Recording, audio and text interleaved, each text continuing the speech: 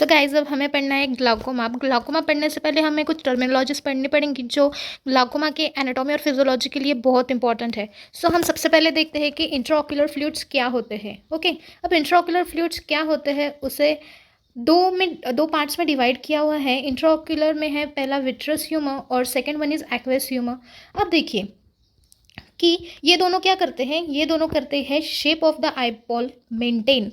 आई का जो शेप होता है उसे मेंटेन करने का काम कौन करता है? Intraocular fluids. नाउ सी, हमारे पास है विट्रस ह्यूमर और एक्वस ह्यूमर। अब हम दोनों को वन बाय वन देखते हैं। अब विट्रस ह्यूमर क्या है? विट्रस ह्यूमर ये एक जिलेटिनियस और विस्कस सब्सटेंस है जो प्रोटियोग्लाइकन मॉलिक्यूल से बना हुआ रहता है और वो मेनली लेंस और रेटिना के बीच में प्रेजेंट होता है। कहाँ पर? लेंस और रेटिना के बीच में, मतलब in short in vitreous body. अब हमारे पास है एक्वस ह्यूमर। अब एक्वस ह्यूमर ये बहुत ही थीन फ्लूइड होता है as compared to vitreous humour and इसकी लोकेशन होती है between the lens and the cornea. ठीक है, लेंस एंड द कॉर्निया में प्रेजेंट होता है एक्वस ह्यूमर और लेंस और रेटिना के बीच में प्रेजेंट होता है विट्रस ह्यूमर। सॉरी, अब हमें देखना है कि फॉर्मेशन और ड्रेनेज ऑफ एक्वस ह्यूमर कैसे होता है। पहले तो जो एक्वस ह्यूमर होता है वो सिलियरी बॉडी से बनता है। ठीक है, सिलियरी बॉडी की जो प्रोसेस होती है, सिलियरी बॉडी की प्रोसेस, उससे एक्वस ह्यूमर बाहर निकलता है। अब जो नॉर्मल वैल्यू होती है एंटीरियर चेंबर में जो एक्वस ह्यूमर होता है वो 230 to 250 माइक्रोलीटर होता है और पोस्टीरियर चेंबर में 50 to 60 माइक्रोलीटर होता है। ये हमें बेसिक जानना ज़रूरी है। ठीक है, सिलियरी बॉडी से फॉर्म होता है एक्वस ह्यूमर। नाउ सी, इस पिक्चर में मैं आपको एक्वस ह्यूमर और विट्रस ह्यूमर के बारे में बता रही हूँ। यहाँ पे देखिए, यहाँ पे प्रेजेंट है एंटीरियर चेंबर में एक्वस ह्यूमर और यहाँ पे ये जो विट्रस बॉडी है, मतलब ये हो गया लेंस और ये हो गई रेटिना की लेयर, मतलब जो येलो वाली लेयर है वो है रेटिना की लेयर। इन दोनों के बीच में जो है वो है विट्रस ह्यूमर एंड ये जो एंटीरियर चेंबर में प्रेजेंट है वो है एक्वस ह्यूमर, मतलब लेंस और ये जो कॉर्निया है इसके बीच में। ठीक है, अब हम देखते हैं कि एक्वस ह्यूमर का ड्रेनेज का पाथवे कैसा होता है। पहले तो एक्वस ह्यूमर फर्स्टली कहाँ पे फॉर्म होता है? सिलियरी प्रोसेसेस में वो फॉर्म होगा। वहाँ से वो जाएगा पोस्टीरियर चेंबर में, पोस्टीरियर चेंबर में से फिर वो ट्रैवल करेगा प्यूपिल में, फिर प्यूपिल से it will travel to the anterior chamber. Anterior chamber में जो इरिडोकॉर्नियल एंगल होता है। ठीक है, अब इरिडोकॉर्नियल एंगल मतलब क्या? कॉर्निया और आइरिस के बीच का जो एंगल होता है वहाँ पे, और उसके पास एक लिम्बस नाम का एक जंक्शन होता है। लिम्बस में क्या होता है एक्चुअली? जो कॉर्निया और स्क्लेरा होता है, उस कॉर्निया और स्क्लेरा जहाँ पे मिलते हैं वहाँ पे जो जंक्शन तैयार होता है उसको लिम्बस बोलते हैं। सो मेनली हमें यहाँ पे काम है इरिडोकॉर्नियल एंगल का। तो इरिडोकॉर्नियल एंगल के पास वहाँ पे क्या प्रेजेंट होते हैं? ट्रेबेक्युली। ठीक है, वहाँ पे प्रेजेंट होते हैं ट्रेबेक्युली मेश्योर। ठीक है, वहाँ पे कैनल ऑफ श्लेम भी प्रेजेंट होते हैं, ट्रेबेक्युली मेश्योर एंड कैनल ऑफ श्लेम। ठीक है, वहाँ से वो फ्लूइड कहाँ पे जाता है? एंटीरियर सिलियरी वेन में जाता है। एंटीरियर सिलियरी वेन से वो जाता है वेनस सिस्टम में और वेनस सिस्टम से वो पहुँचेगा किडनी में और वहाँ से वो पूरा बॉडी में फिल्ट्रेट होगा। ठीक है, नाउ सी, मैं इस पिक्चर के माध्यम से मैं आपको बताऊंगी कि एक्चुअल में ड्रेनेज सिस्टम कैसे होती है।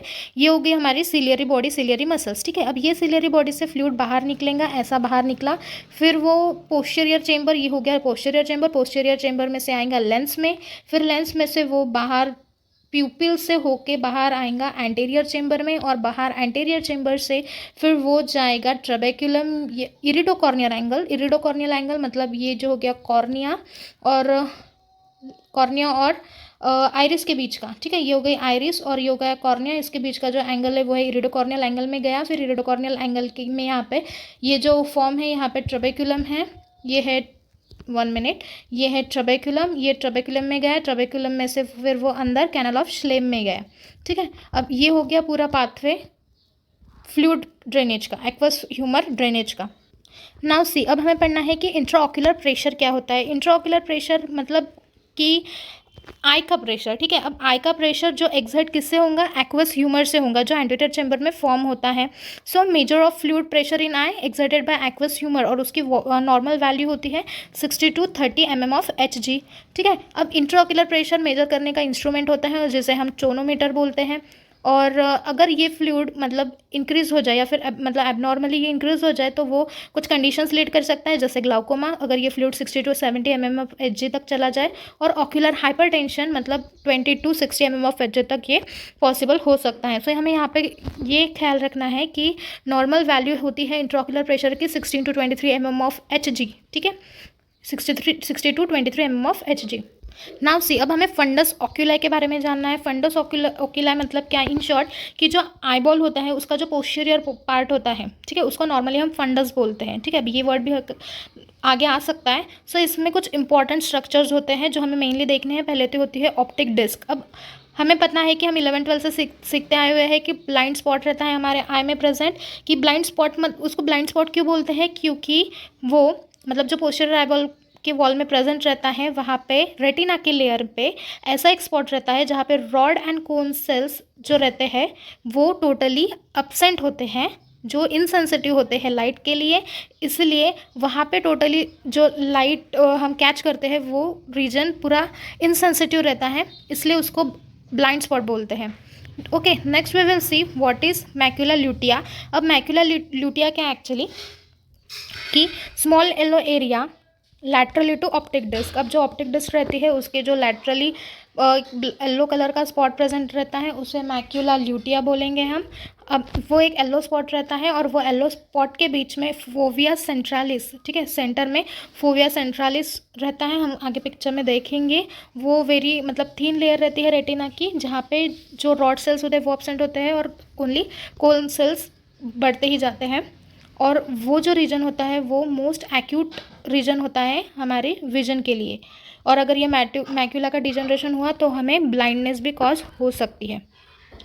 सी, यहाँ पे मैंने पिक्चर में दिखाया हुआ है, ये है ऑप्टिक डिस्क, ठीक है। ऑप्टिक डिस्क के लैटरली ये है लैटरल रीजन में है फोविया सेंट्रालिस, ठीक है। अगर फोविया सेंट्रालिस मतलब यहाँ पे मैक्यूला हुआ, फोविया सेंट्रालिस और मैक्यूला का अगर डीजनरेशन हुआ तो यहाँ पे हमें कम्प्लीटली ब्लाइंडनेस कॉज हो सकती है।